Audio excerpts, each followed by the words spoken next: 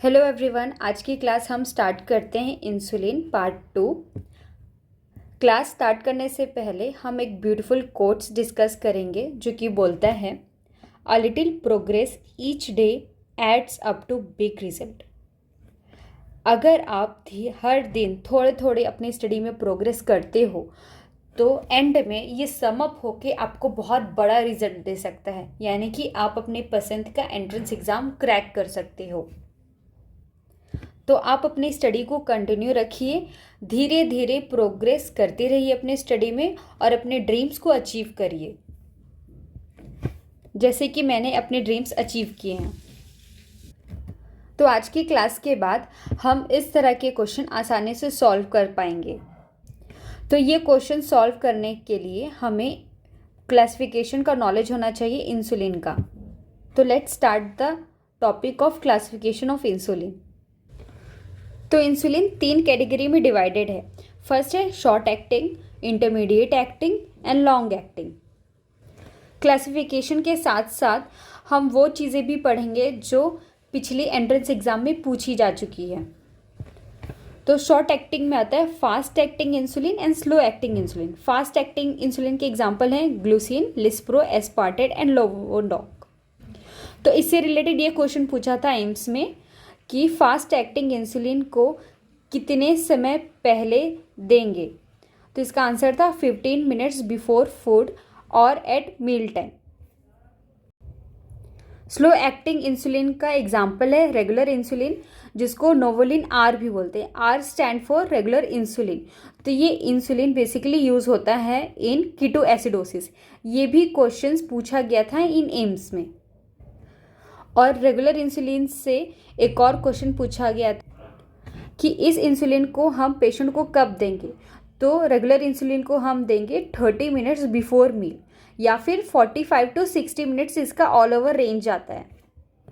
अब दो इंसुलिन को हम कैसे मिक्स करेंगे इसको मैंने पार्ट 1 में बता ही दिया है, जिसका निमोनिक्स है RN, that is registered nurse. अब फास्ट एक्टिंग इंसुलिन के एग्जाम्पल देखते हैं, जो कि है ग्लूसिन, लिस्प्रो, एस्पार्टेट, नोवोलॉक। और ये इंसुलिन बेसिकली यूज होता है इंसुलिन पंप के साथ, जिसको CSII भी बोलते हैं, जिसका फुल फॉर्म है continuous subcutaneous insulin infusion. AIIMS में एक बार इससे रिलेटेड IBQ पूछा गया था। तो इस इमेज को आप अच्छे से देख लीजिए। इंटरमीडिएट एक्टिंग इंसुलिन में आता है NPH, और NPH में एक बार इसका फुल फॉर्म पूछा था, जो कि है न्यूट्रल प्रोटामाइन हेगेड्रॉन। और ये एक लौता इंसुलिन है जो कि क्लाउडी या फिर मिल्की या फिर वाइट क्लाउडी जैसा दिखता है, और इसका जो पीक एक्शन है ना वो 4 to 12 आवर है। तो ये दोनों से भी क्वेश्चन पूछे गए हैं। तो जितने भी लॉन्ग एक्टिंग ड्रग्स होते हैं, जितने भी लॉन्ग एक्टिंग इंसुलिन होते हैं, वो बेसिकली पीकलेस इंसुलिन के अंडर आते हैं। तो और इसके एग्जांपल हैं डेटेमेर, ग्लार्जिन। और ये दोनों जो इंसुलिन है उसको हम BD देते हैं, यानी कि दिन में 2 बार। पर जो डीग्लूटेक इंसुलिन है इसको दिन में 1 बार देते हैं। तो इससे रिलेटेड यही क्वेश्चन पूछा गया था कि ग्लार्जिन कौन को हम और कौन से नाम से जाने जाते हैं। तो उसका आंसर है पीकलेस इंसुलिन।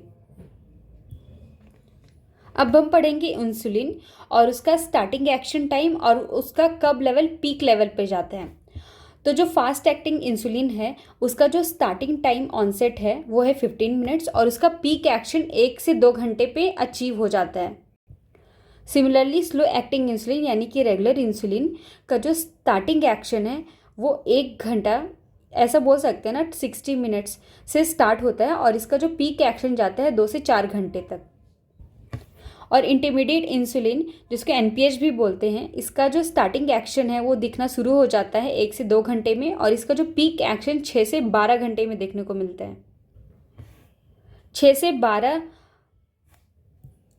जो टाइमिंग है उसको कोरिलेट करके हम एक और फैक्ट याद कर सकते हैं, वो ये है कि कॉर्निया को प्रिजर्व किया जा सकता है 6 से 8 घंटे आफ्टर द डेथ।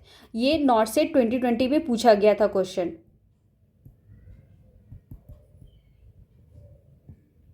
इसका ट्रिक ये है याद करने का कि 2 into 2 equals to 4, 6 into 2 equals to 12। Long acting insulin जैसे कि डेटेमिर एंड ग्लार्जिन का जो ऑनसेट है वो 1 से 2 घंटे का है और इसका जो पीक एक्शन वो है पीकलेस। तो इससे रिलेटेड एक क्वेश्चन ये पूछा गया था कि डी ग्लूडेक को हम दिन में कितने बार देंगे। तो डी ग्लूडेक को हम दिन में 1 बार देंगे।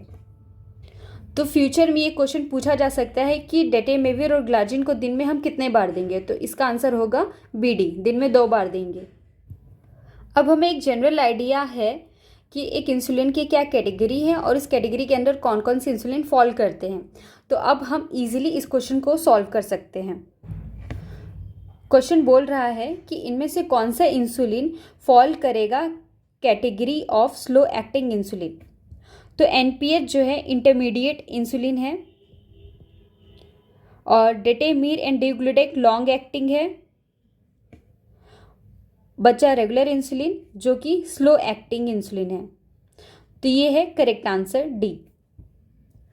अगर आपको मेरा पढ़ाना अच्छा लगता है तो मेरे चैनल को सब्सक्राइब करिए, शेयर करिए और आप मुझे इंस्टाग्राम में भी फॉलो कर सकते हो। मैं अपनी इंस्टाग्राम आईडी डिस्क्रिप्शन में शेयर कर दूंगी। अब मिलते हैं नेक्स्ट क्लास में। बाय।